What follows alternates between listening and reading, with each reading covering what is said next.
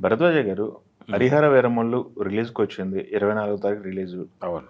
కొట్టమని ఇంకా 4 5 రోజులుంది. రోజులు 4, 5 రోజులుంది. కనిపిస్తోంది గానీ, వాస్తవానికి 4 రోజులే. హ్మ్. 4 రోజుల్లో సినిమా రిలీజు ఇప్పటిదాకా ఏ రకమైనటువంటి అంటే, ప్రీ రిలీజ్ ఈవెంట్లు హడావిడి మనకేమీ ఇంకా కనిపించటం లేదు గానీ, ఒక ఈవెంట్ ఉంటుందనే మాట అయితే 21వ తారీఖు చెప్తున్నారు. కన్ఫర్మ్ చేశారుగా? హ్మ్. 21వ తారీఖు ఈవెంట్ కన్ఫర్మ్ చేశారు. అదే 21 అని చెప్తున్నారు. దానికి ఎవరెవరొస్తారు అనే దానిలో గూడా ఇంకా క్లారిటీ లేదు. హ్మ్.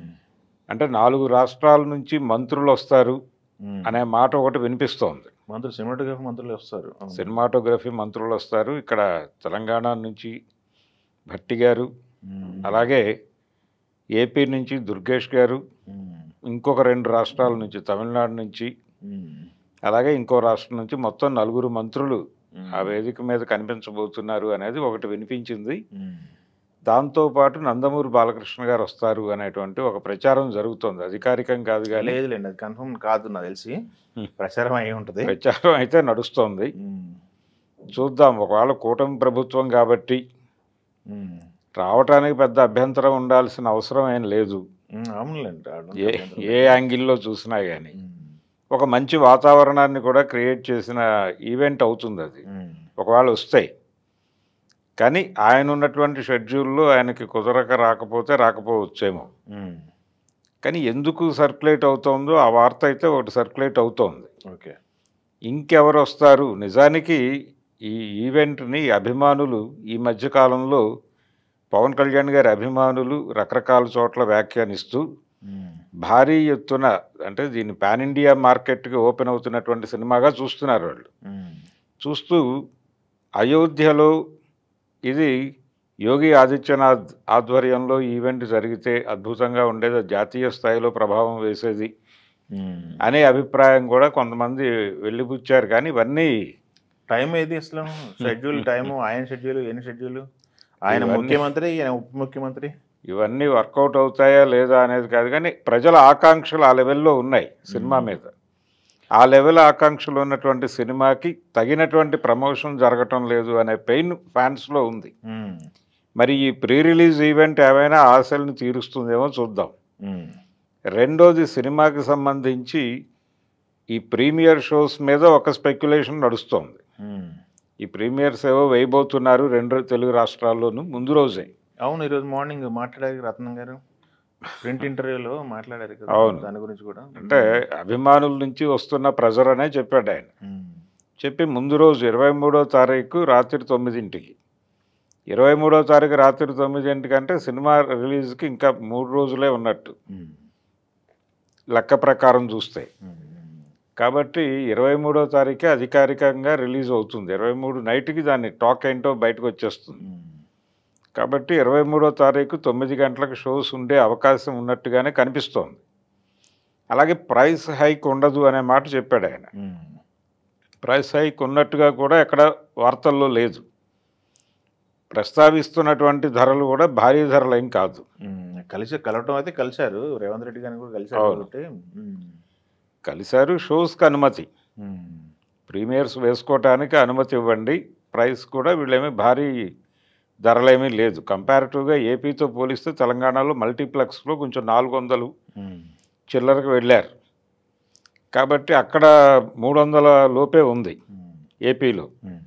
అందుకని పెద్ద ఇబ్బందికరమైనటువంటి పరిస్థితి కూడా కాదు. భారీ ధరలేమీ పెంచటం లేదు కాబట్టి, ఎవరు పెద్దగా పెయిన్‌ఫుల్‌గా ఫీల్ అవ్వాల్సినటువంటి అవసరం ఏం లేదు ఇది సినిమా. యెస్.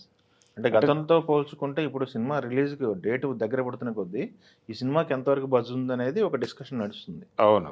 హ్మ్. అంటే మొదట్లో ఉన్నటువంటి పరిస్థితి కంటే మన ట్రైలర్ రిలీజ్ అయిన తర్వాత కొంత మూడ్ వచ్చింది. హ్మ్. జనం కనెక్ట్ అవ్వటం మొదలయ్యారు. అలాగే రకరకాల చర్చలు జరుగుతున్నాయి బయట సినిమా మీద.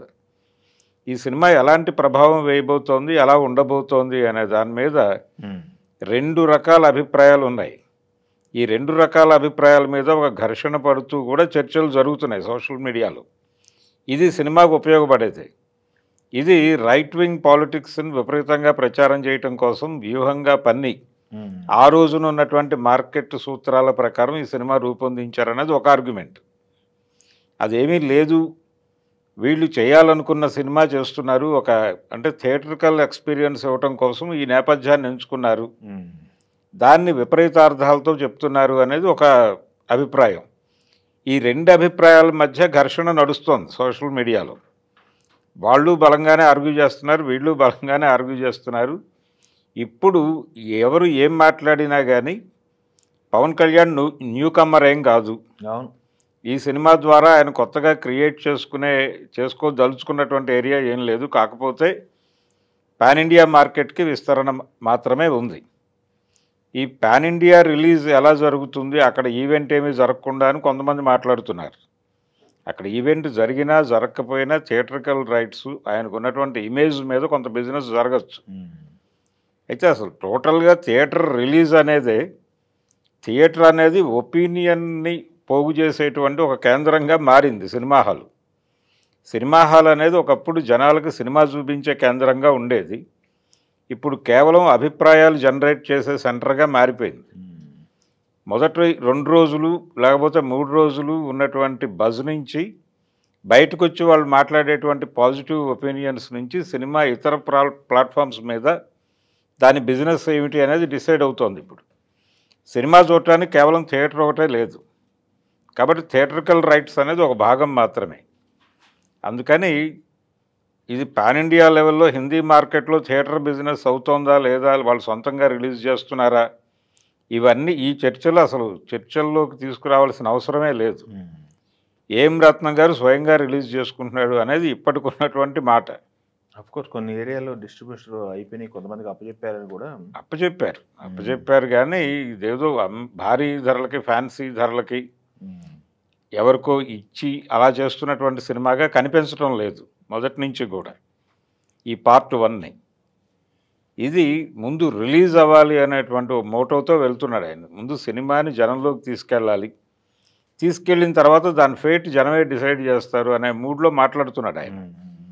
కాబట్టి అదే నిజం కావచ్చు. అంటే రేపు థియేటర్లోకి వెళ్ళిన ప్రేక్షకుడికి ఇప్పుడు ఎవరు ఎన్ని మాట్లాడినప్పటికీ పాజిటివ్ ఒపీనియన్ ఉంది, నెగిటివ్ ఒపీనియన్, రెండు బ్యాలెన్స్గా నడుస్తున్నాయి. అయితే రేపు థియేటర్లోకి వెళ్ళటం అయితే ఖాయం. అంటే పాజిటివ్గా ఉన్నవాళ్ళు వెళ్తారు, నెగిటివ్గా ఉన్నవాళ్ళు తమ అభిప్రాయాలు కరెక్టో కాదో వెరిఫికేషన్ కోసం వెళ్తారు. థియేటర్కి జనాలు వెళ్ళటం అనేది అయితే ఖాయం ఈ సినిమాకి. వెళ్ళిన తర్వాత ఏ రకమైనటువంటి ఇంప్రెషన్ కలిగిస్తాడు జ్యోతికృష్ణ అనేది చూడాలి. థియేటర్లోకి వెళ్ళిన ప్రేక్షకుల్ని ఏ మేరకు ఎమోషనలైజ్ చేయగలడు వాళ్ళు అనుకున్న కంటెంట్తోనే. అంటే వీళ్ళు అంగీకరించినటువంటి కంటెంట్తో సినిమా ఉన్నప్పటికీ సినిమా తీసిన పద్ధతి కన్విన్సింగ్గా ఉంటే బయటకు వచ్చి పాజిటివ్గానే మాట్లాడతారు. అందుకని అలాంటి అభిప్రాయాలు వస్తే డెఫినెట్గా పవన్ కళ్యాణ్ రేంజ్కి ఇప్పుడు సందీప్ ఒక అభిప్రాయం చెప్పాడు, ఒక వీడియో రిలీజ్ అయింది. ఏది మన యానిమల్ డైరెక్టర్ ఆయన ఏమంటాడంటే, ఈయనకు పాన్ ఇండియా మార్కెట్ ఓపెన్ చేస్తూ తీస్తున్నటువంటి సినిమా ఇది డెఫినెట్గా మంచి రిసెప్షనే ఉంటుంది అనుకుంటున్నాను నేను అని అన్నాడు ఆయన. ఈ రిసెప్షన్తో పాటు ఆయన చెప్తున్నది పవన్ కళ్యాణ్ని ఒక పాటలో నేను చూశాను, ఆ పాట చాలా అద్భుతంగా నడిచింది, అది లిరికల్గాను బాగుంది, మ్యూజికల్గాను బాగుందని మాట్లాడుతూ ఒక వీడియో రిలీజ్ చేశాడు. ఇలా చాలామంది రకరకాలుగా ప్రమోట్ చేసేటువంటి బాధ్యత తాము తీసుకుని వీడియోలు చేసి పెడుతున్నారు.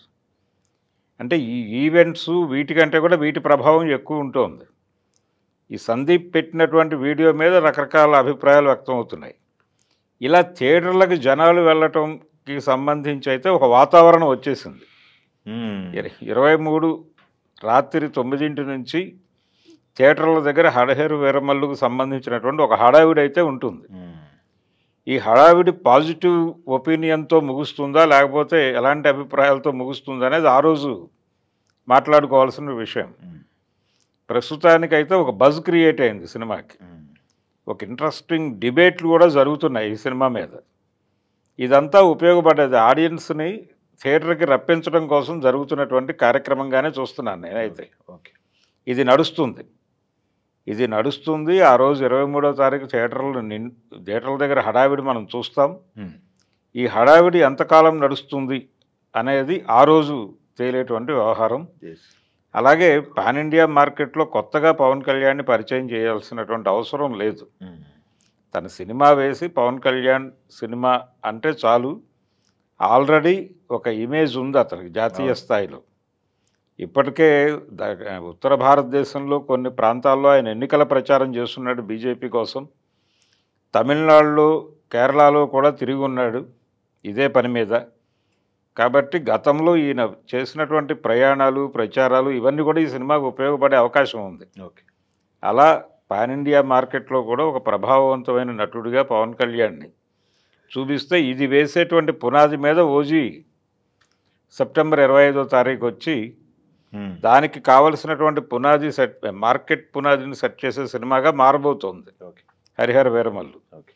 ఏ స్థాయి వసూళ్ళు అనేది అయితే మనం 23 పరిస్థితి చూసిన తర్వాతే మాట్లాడుకోవాల్సి ఉంటుంది.